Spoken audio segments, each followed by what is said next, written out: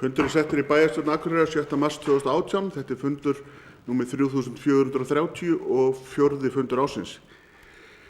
Í upphafi fundar vil ég bjóða Tryggva Má Ingvason, fulltrúa Framsóknarflokksins, velkomin á sinn fyrsta fund.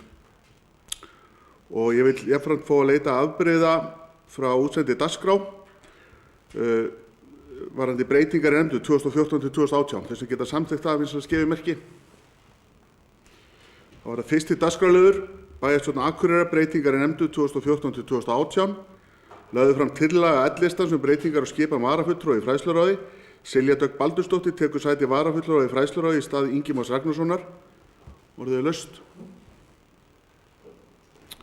Þess að geta samþykkt það eins og skefimerki. Það er samþykkt samhljóða með 11 atkvæðum.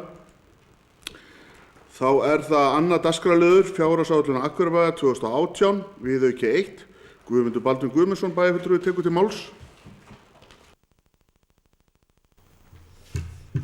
Forseti, ágætu bæjarfulltrúar, hér er tekin fyrir 7. liður í fundargerð bæjarráðs dagsins 22. febrúar, þar sem lagði var fram viðauki og bæjarráð samþykkti og vísaði til staðfestingar í bæjarstjórn. Viðaukin er í 3 liðum. Í fyrsta lagi er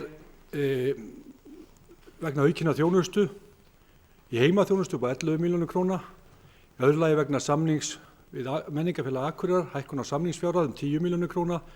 Og í þriðja lagi opnun á leikskóladeild í Grímsey 1.430.000 krónur. Samtals 22.430.000 krónur. Útgjaldaauka er mætt með lækkun á handbæru fé og þetta er hér lagt fram til samþykktar. Takk.